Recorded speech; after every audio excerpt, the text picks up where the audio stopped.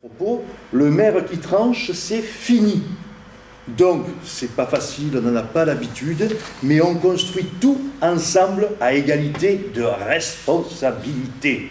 Et c'est cette méthode de travail qui nous permettra, lorsque nous serons élus, eh bien, de faire du neuf à Banyuls, parce que c'est vraiment ce dont on a besoin, et aussi de faire du propre, puisqu'on a assisté à des choses qui ne le sont pas, et dont il faudra, et auxquelles il faudra mettre un terme.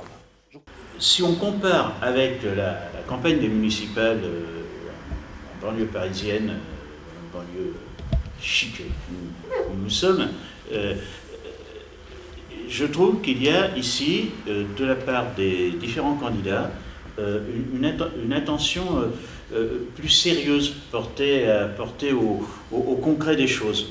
Il y avait dans notre boîte aux lettres le tract de Solé. Nicole s'observait, puis c'est vrai qu'il parle en tout cas, dans une large mesure, de vrais problèmes et avance des analyses, des solutions, des choses plus sérieuses avec lesquelles on pourrait peut-être discuter.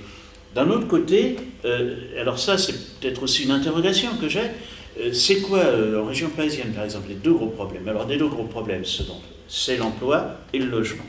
Comment est-ce que ces problèmes, on les retrouve ici? Pour moi, c'est l'évidence que Banyuls, c'est un désert d'emploi.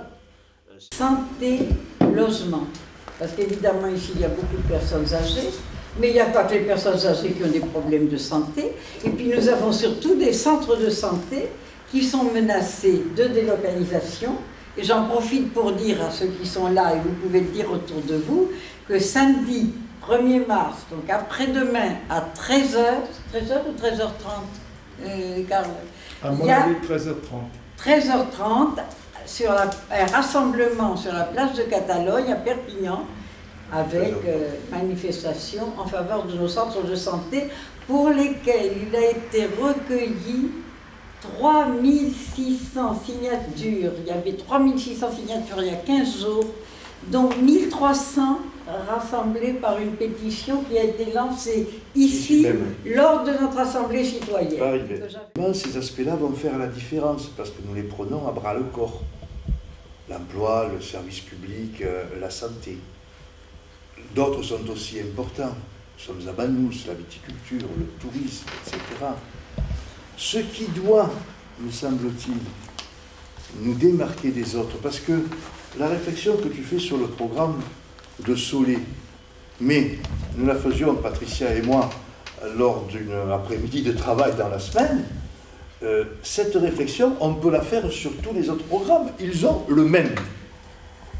Et c'est les questions qui se posent. Il n'y a qu'à prendre le photocopieur. Ah, les relations avec le député de la circonscription.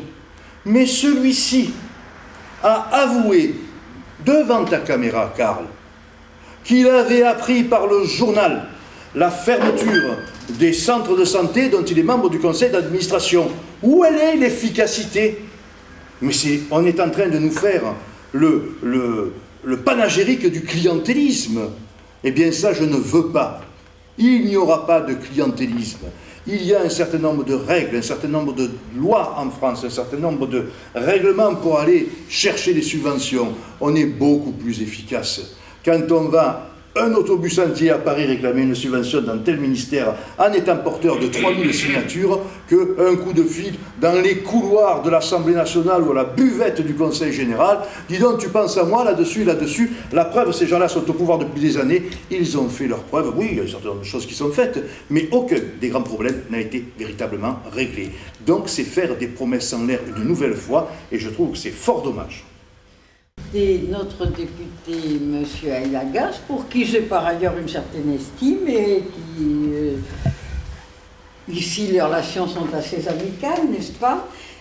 Il a voté ce qu'on a appelé l'ANI, c'est-à-dire tous les changements qu'on a apportés au statut des gens qui travaillent.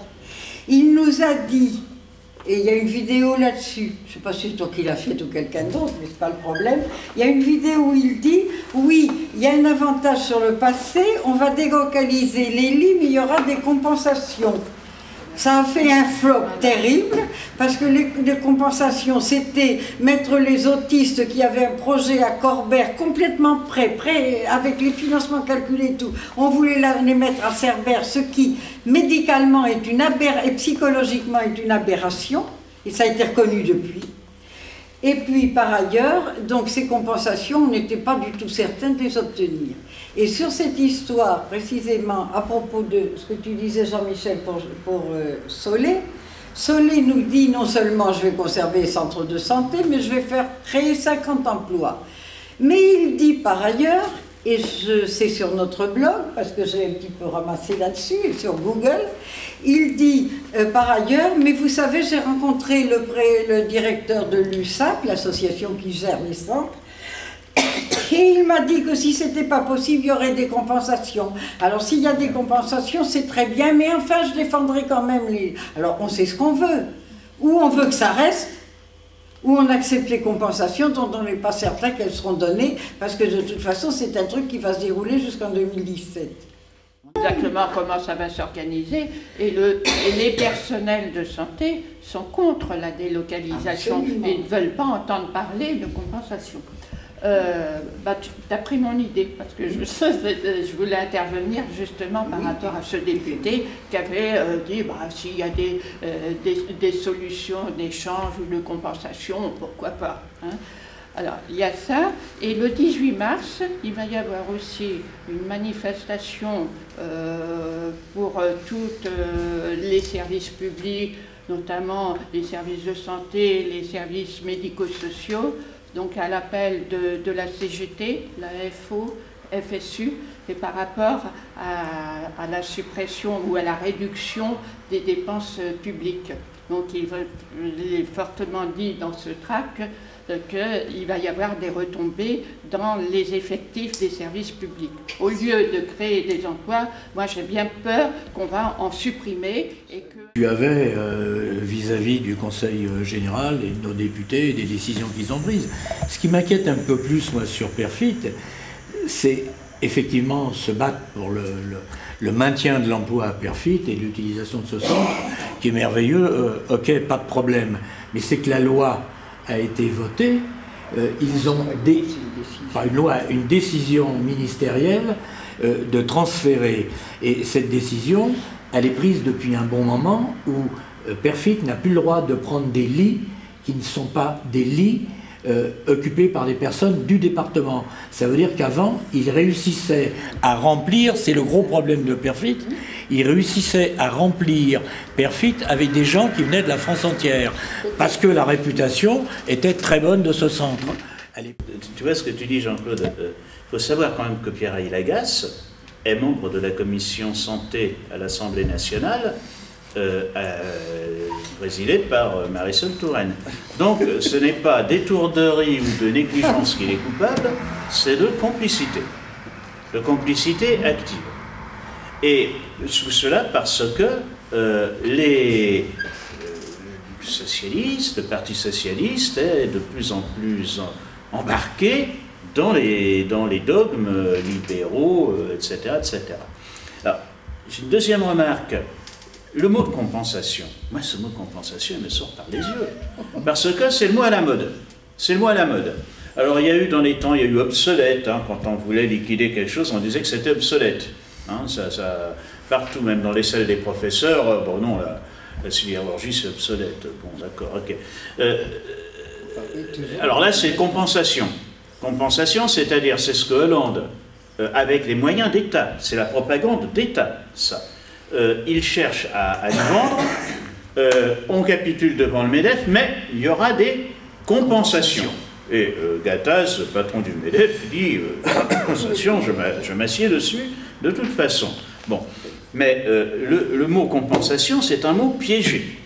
C'est un mot piégé, c'est le mot, et je crois qu'il faut, les mots comptent, il faut dénoncer cette langue de bois, parce que ces gens-là, c'est la langue de bois. Alors, parce que Pierre Lagasse est socialiste. nous avons un président de la République socialiste qui l'an dernier nous a dit à fin 2013 le chômage se renversera, il n'y aura plus de chômeurs. Et là maintenant, hier soir c'est sorti, il y a je ne sais combien de milliers de chômeurs en plus. Donc comment arriver à croire ces gens-là? Ce sont des menteurs et ils nous trompent tant qu'ils peuvent. Plus à l'aise que je l'ai écrit dans Travailleurs catalans. Il y a aussi derrière ça, on nous fait croire qu'on regroupe, qu'on fait ceci ou cela pour faire des économies et on fait d'énormes gaspillages. Des gaspillages d'argent, des gaspillages d'êtres humains. Bon, ça c'est une chose. Sur la question de faire confiance aux députés, à d'autres, etc. Moi je veux venir sur la question de la communauté de communes. Justement, certains de nos concurrents dans d'autres listes disent, puis vous savez de toute façon la commune ça va plus compter beaucoup, tout se passe à la communauté de communes. Moi je dis, outre que nous aurons des représentants, la communauté de communes c'est pas une verticalité avec la commune importante en haut puis tous les autres qui sont en dessous, c'est un ensemble complexe qui doit créer des réseaux qui vont dans tous les sens. C'est-à-dire, la communauté de communes, la commune la plus importante a certains moyens, certaines possibilités, Banyuls en a d'autres, maintenant la communauté de communes s'est agrandie, Ortafa en a d'autres, il y aura d'ailleurs 2 têtes, Elne et Argelès, il ne faut pas que ça soit Elne et Argelès qui écrasent tout le reste. La mise en réseau, c'est dans les 2 sens. C'est ce que ces communes plus importantes peuvent nous apporter, c'est ce que nous, Côte-Vermeille, avons, que nous pouvons aussi leur apporter. Échange. Si on part avec l'idée que ce n'est pas la peine parce que les autres vont tout résoudre à la communauté de communes, c'est la recentralisation. On nous l'a imposé, mais on peut s'arranger pour qu'elle ne soit pas aussi centralisatrice.